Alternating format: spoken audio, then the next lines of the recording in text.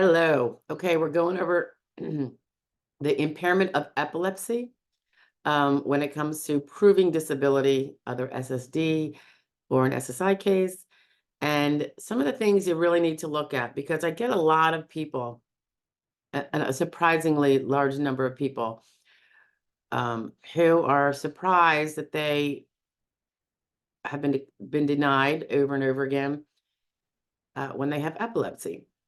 And I think people confuse a severe impairment, like epilepsy certainly is, um, with therefore automatically being uh, enough of an impairment to render one disabled under Social Security rules. And I think that's because they don't necessarily know the definition of disabled for Social Security purposes, which is generally that you are unable, the impairment and the limitations and functions that it creates and limits you with in terms of work-related tasks would prevent you from performing any job full-time. This couldn't do it on a sustained basis, week after week after week, for say at least 6 months.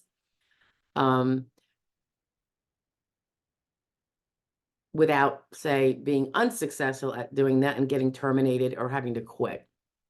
Okay. So, and that's just kind of a broad way of looking at it or putting it in kind of a lay person definition. So epilepsy is a listing level impairment, meaning they have devised a listing for it such that if you meet the listing as shown in your medical records, you will be disabled without having to prove what you can and cannot do. Otherwise, like you don't have to go to that RFC business. You would be winning your case, prevailing at the step 3 where you show that you meet a listing. You don't have to go then on to, if you don't show you meet a listing and they have to figure out an RFC, residual functional capacity, for you, and then go on to step 4 and decide, well, with that residual functional capacity, can that person do their prior work? And then if they can, going on to step 5. Or if they cannot, pardon me, going on to step 5. So listings, epilepsy, this would be 11.02 under neurological. And if you look at 11.02, and I'll have a button at the end you can press to bring you right to the page, and just scroll down if it doesn't bring you to 11.02, but brings you above that. We're also going to talk about some definitions in 11.00. But for now, if you look at this, they talk about 2 different kinds of seizure disorders. There's generalized tonic-clonic seizures, and there is dyscognitive seizures. So if the way they define it is, if you have documented epilepsy with a detailed description of a typical seizure and categorized by A, B, C, or D, which follow. A, if it's a generalized clonic-tonic seizures, and we'll go into that, what that is in a minute, occurring at least once a month for at least 3 consecutive months, despite adherence to prescribed treatment. And some of the finer details we'll be going into in a minute. Or you have dyscognitive seizures occurring at least once a week for at least 3 consecutive months, despite adherence to prescribed treatment. So notice that there's that commonality of always, these have to occur despite your prescribed treatment compliance. Okay. Or now we're on C, generalized clonic-tonic seizures. Did I say that right? Tonic-clonic seizures occurring at least once every 2 months, but for at least 4 consecutive months, despite adherence to prescribed treatment. And in addition to that, because if you could see that that's a little less frequent, there must also be a marked limitation in one of the following 5 areas. 1, marked limitation in physical functioning, and they have a specific definition for that. 2, marked limitation in understanding, remembering, or applying information, and there's further details on that. Number 3, a marked limitation in interacting with others. 4, a marked limitation in concentrating, persisting, or maintaining pace. 5, adapting or managing oneself, a marked limitation in that. So that, just as a little sideline, means that the marked limitation means there's a severe, a pretty severe limitation as a general rule with any of these 5 things, not just while you're having the seizure, generally. So that implies to me a sort of TBI or damage that has resulted from or in correlation to the seizure disorder. Okay, now we go on to D, and this is, again, a less frequent, say, form of dyscognitive seizure where you may not meet the first one that I just mentioned.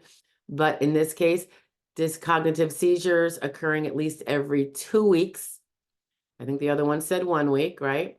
For at least 3 consecutive months, despite adherence, of course, to prescribed treatment, and a marked limitation in at least one of the 5 things I just mentioned. I won't repeat them again.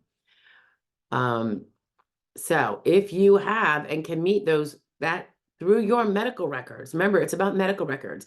It's not you claiming to have 10 seizures a month, okay? It's got to be what shows up in your medical records. That's tricky because most of the time these seizures don't occur in a doctor's office, right? There can be, they give a little opening for some other witnesses other than your medical provider, but it's tricky. Okay, so I just want to go into what they refer us to, if I can find it.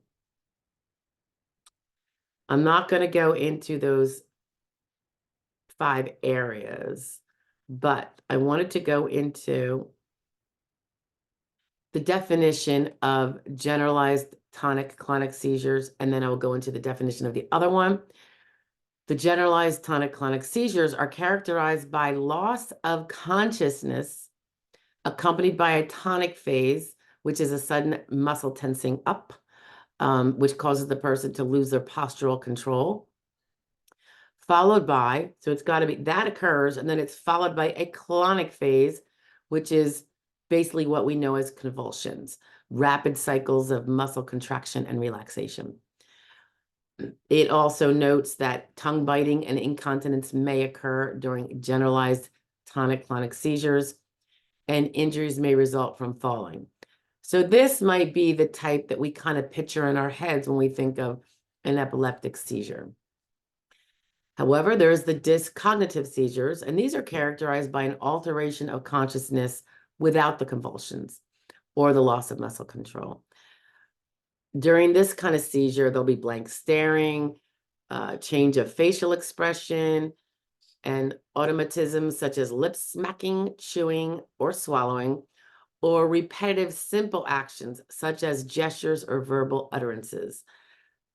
Any of those may occur.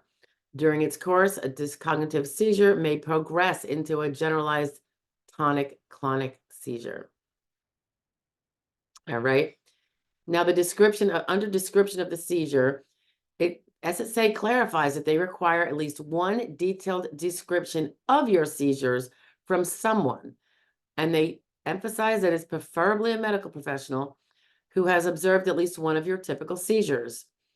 If you experience more than one type of seizure, they require a description by such witness of each type. They do not require any serum drug levels. Therefore, they will not purchase those kind of blood tests. However, if the serum drug levels are available in your medical records, they will certainly review them. They go on to describe how you count a seizure or seizures. They say the period specific in that in the 11.02 A, B, or C cannot begin earlier than 1 month after you began prescribed treatment. So you have to have had time for the prescribed treatment, which might be medications, to have been in your body when you have the seizure. So it can't be where the day you take it, you have a seizure, and that's going to count as one. It's not. You have to give that at least, they say, a month. So you're going to have medical confirmation that you are prescribed and you took the medication at least a month prior, and you nonetheless had the seizure. And of course, one of them has to be witnessed. The required number of seizures, they tell us, must occur within the period they are considering in connection with the application or continuing disability review. Clearly, it has to happen during the time you say you're disabled. Not something that you talk about that, well, last year I had 3 and then I didn't. And right. And now you're able to work or whatever. That time you need to have the symptomology going on during the claim period you're making. Let's see. They also tell us that they are always going to consider whether you're adhering to your prescribed treatment. We have a video on medical recommendation compliance and what non-compliance can do to a claim. You could check that out elsewhere if you are interested. They further go on to say that when they determine the number of seizures you've had in a specified period, they will count multiple seizures that occur in a 24-hour window as only one seizure. They will count status epilepticus, which is a continuous series of seizures without a return to consciousness between the seizures, also as one seizure. They will count a dyscognitive seizure that progresses into a generalized tonic-clonic seizure as one generalized tonic-clonic seizure. They emphasize that they do not count seizures that occur during a period when you are not adhering to prescribed treatment without good reason. So if you just go off your treatment, don't take your medication, and you have a seizure, then it's not going to count unless the reason why you went off that prescribed treatment or medication is for a good reason. Maybe there was some other medical complication and your doctor told you had to go off. They do emphasize that when you have a good reason for not adhering to prescribed treatment, they will consider your physical, mental, educational, and communicative limitations as to whether that was a reason why you went off. This suggests to me that if someone has significant mental impairments, and those mental impairments lent themselves to the person going off treatment, they will consider that. Doesn't mean that they're going to necessarily grant you, but they're going to have to consider it. They give an obvious example of when it's a good reason to go off your treatment, and that would be if the treatment is very risky for you due to its consequences or unusual nature, or if you are unable to afford prescribed treatment that you are willing to accept, but for which no free community resources are available. So that's good to know. If you can't afford the treatment, that is actually considered a good reason for not taking it. They cite to some policies that they will follow in terms of guidelines when they determine whether you have good reason for not adhering to prescribed treatment. And lastly, they say that they do not count psychogenic non-epileptic seizures or pseudo seizures under this evaluation of 11.02. We evaluate those seizures, they tell us, under mental disorders body system, which is 12.00. So if it's pseudo seizures, which just generally speaking, as a layperson description, those are ones that are caused by a person's mental condition and not a physical cause. It's not an epileptic seizure. It is a non-epileptic seizure. I do know people who have these. They don't have any more control over them than if they were epileptic, but they are pseudo seizures because they are mentally based. All right, so when you are thinking about whether your seizures will rise to this level of, and what did we say before? For the general tonic-clonic seizures, they need to occur at least once a month for at least 3 consecutive months while you're having prescribed treatment and have been having that prescribed treatment for at least a month already. With the dyscognitive seizures, at least once a week for at least 3 consecutive months. Similarly, during prescribed treatment and a month into prescribed treatment. Those 2 are the ones that you don't have to prove all of those 5 marked limitations in various mental functioning areas and that 1 physical functioning definition. If you have less frequent seizures, you have to then prove that you also have this other difficulty in functioning. Okay. So, you know, when we have epilepsy and we've been on medications and we haven't had a seizure in a year, this generally isn't going to fly, right? I'll also note that sometimes people have seizures, they file for disability, and their license has not been taken away from them. They are legally able to drive. And that suggests that the seizures are not at a great risk of occurring.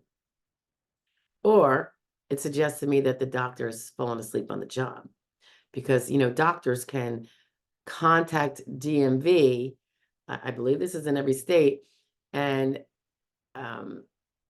provide information suggesting that your license should be medically suspended until you get your seizures under control as they define it.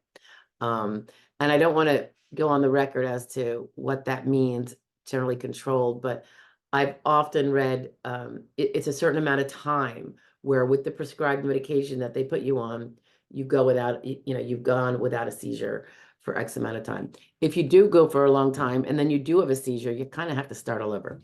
So anyway, give a look-see. I will put a button up at the end here, and you can just click on that, and it's going to bring you right to where I'm reading. I think I'll put, you know, I'm just going to put the 1 up because when you're in there, you can click on the links that give you those definitions further, so a little more detail. But anyway, that's epilepsy, guys. It's not an easy listing because, well, I should say for those that don't have it all the time, it's really not a listing that they're necessarily going to be able to meet. So when you have epilepsy and you don't think you meet this, you're going to definitely want to make sure, and you should be doing this anyway, that you're including all of your other impairments as well. Physical, mental, if you have. Obviously, you know, we always talk about when you're under 50, it's going to be quite a bit of a mountain to climb. But even over 50, you really have to stay on top of it and use all those big and little impairments. I described that elsewhere. It's so important. And that would be just as important if you're arguing epilepsy, but you don't meet a listing. Okay? So if you've got the seizures, the epileptic seizures, by all means, take a look here and see if you meet any of these. And again, it's going to be showing up in your medical records. It's not you claiming you meet these. It's going to have to show up in your medical records. All right. All righty, guys. That's that listing 11.02. I'll talk to you later. Bye.